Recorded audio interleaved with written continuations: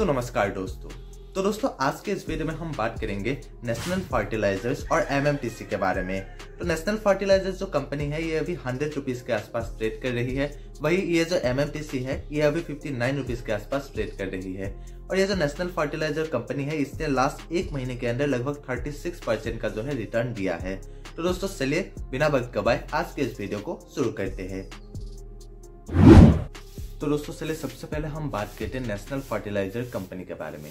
ये जो कंपनी है ये केमिकल सेक्टर से बिलोंग करती है और इस कंपनी ने लास्ट एक साल में लगभग 33% का और लास्ट एक महीने में लगभग 36% का जो है रिटर्न दिया है। तो अगर हम इस कंपनी के फाइनेंशियल्स को देखें तो इस कंपनी का जो रेवेन्यू है, इस कंपनी का रेवेन्यू जो है वो 2021 से राइज हो रही है 2023 तक। अगर हम प्रॉफिट की बात करें तो 2022 में जो है कंपनी लॉस में रही है, पर 2023 में कंपनी का जो है 458 करोड़ का जो है प्रॉफिट हुआ है। भाई अगर हम नेटवर्थ को देखें तो 2022 में जो है इसका जो नेटवर्थ था वो है 2080 करोड़ और जो 2023 में जो है वो है 2542 करोड़।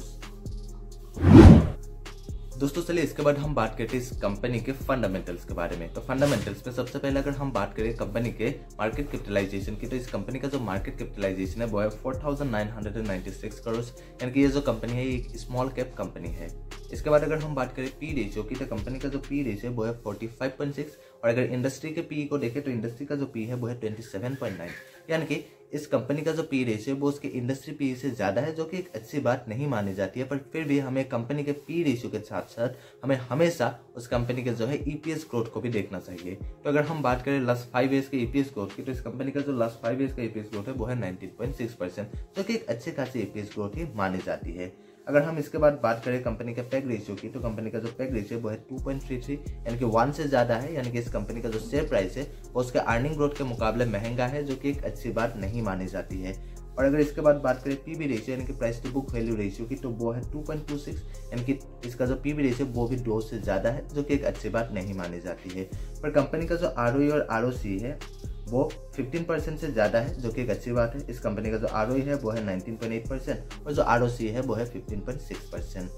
इसके बाद अगर हम बात करें डी रेशियो यानी कि डेट टू इक्विटी रेशियो की, तो कंपनी का जो डी रेशियो वो है 0.55, यानी कि इस कंपनी का जो डी रेशियो वो 1 से कम है, जो कि एक अच्छी बात है। पर इस कंपनी का जो करंट रेशियो वो है 0.91, यानी कि 1 से कम है, यानी कि इस कंपनी के ऊपर जो है करंट लायबिलिटीज ज्यादा है as compared to current assets, जो कि बिल्कुल भी अच्छी बात नहीं है।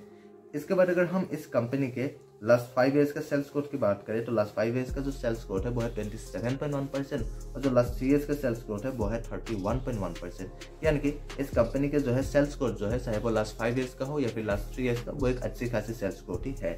और अगर हम प्रॉफिट ग्रोथ की बात करें तो कंपनी का जो प्रॉफिट ग्रोथ है वो है -11.1%, यानी कि इस कंपनी का जो प्रॉफिट ग्रोथ है वो इतना अच्छा खासा नहीं है। और अगर हम इसके डिविडेंड यील्ड की बात करें तो कंपनी का जो डिविडेंड यील्ड है वो है 2.76%। दोस्तों चलिए इसके बाद हम बात करते हैं आज के हमारे दूसरा स्टॉक, जो कि है एमएमटीसी। तो ये जो कंपनी है ये ट्रेडिंग सेक्टर से बिलोंग करती है और इस कंपनी ने लास्ट 1 ईयर में लगभग 54% का रिटर्न दिया है और लास्ट 1 मंथ में लगभग 13% का जो है रिटर्न दिया है। तो अगर हम बात करें इस कंपनी के फाइनेंशियल्स की, तो सबसे पहले अगर हम इसके रेवेन्यू को देखें तो कंपनी का जो रेवेन्यू है वो 2021 से लगातार नीचे गिर रही है 2023 तक, जो कि बिल्कुल भी अच्छी बात नहीं है। तो अगर हम प्रॉफिट की बात करें तो 2020 से लगातार कंपनी जो है 2022 तक लॉस में रही है, पर कंपनी ने जो है 2023 में लगभग 1562 करोड़ का जो है प्रॉफिट जनरेट किया है। तो अगर हम इसके नेटवर्थ को भी देखें तो कंपनी का जो है 2022 में इसका जो नेटवर्थ है वो है -148 करोड़, पर 2023 में अभी जो कंपनी का जो है नेटवर्थ है वो है 1412 करोड़। दोस्तों इसके बाद अगर हम बात करें इस कंपनी के फंडामेंटल्स की, तो फंडामेंटल्स में सबसे पहले इसके मार्केट कैपिटलाइजेशन की बात करें तो वो है 9010 करोड़, यानी कि ये जो कंपनी है एक मिड कैप कंपनी है। और अगर हम इसके बाद इसके पी रेशियो को देखें तो वो है 66.7 और इंडस्ट्री का जो पी है वो है 42.7, यानी कि इस कंपनी का जो पी रेशियो है वो उसके इंडस्ट्री पी से ज्यादा है, जो कि एक अच्छी बात नहीं मानी जाती है। पर इस कंपनी का जो लास्ट 5 ईयर्स का ईपीएस ग्रोथ है वो है 48.1%, यानी कि इस कंपनी का जो लास्ट 5 ईयर्स का EPS ग्रोथ है वो बहुत ही ज़बरदस्त है। इसके बाद अगर हम बात करें PEG रेशियो की तो वो जो है 1.39 यानी कि 1 से ज़्यादा है, जो कि अच्छी बात नहीं है। अगर हम इसके बाद बात करें PB रेशियो की तो वो है 6.24 जो कि 2 से ज़्यादा है और इसे भी बिल्कुल भी अच्छी बात नहीं मानी जाती है। पर कंपनी का जो ROE और ROCE है वो 20% से ज़्यादा है, जो कि बहुत ही अच्छी बात है। कंपनी का जो ROE है वो है 49.2% और जो ROCE है वो है 23%। इसके बाद अगर हम बात करें कंपनी के डेट टू इक्विटी रेशियो के बारे में तो कंपनी का जो डेट टू इक्विटी रेशियो वो है 0.02 जो कि 1 से कम है, जो कि एक अच्छी बात है। पर कंपनी का जो करंट रेशियो वो है 1.55 यानी कि इस कंपनी का जो करंट रेशियो है वो 1 से ज़्यादा है और साथ ही साथ कंपनी का जो है करंट रेशियो वो 1.5 से लेकर 3 के बीच में है, जो कि बहुत ही अच्छी बात है। इस कंपनी का जो करंट रेशियो वो 1.55 है इसीलिए क्योंकि इस कंपनी के पास जो है करंट एसेट्स ज़्यादा है as compared to current liabilities. इसके बाद अगर हम बात करें कंपनी के सेल्स ग्रोथ की तो लास्ट 5 ईयर्स का जो सेल्स ग्रोथ है वो है -26.5% और जो लास्ट 3 ईयर्स का सेल्स ग्रोथ है वो है -48.8%, यानी कि इसका जो सेल्स ग्रोथ है वो बिल्कुल भी अच्छी खासी नहीं है।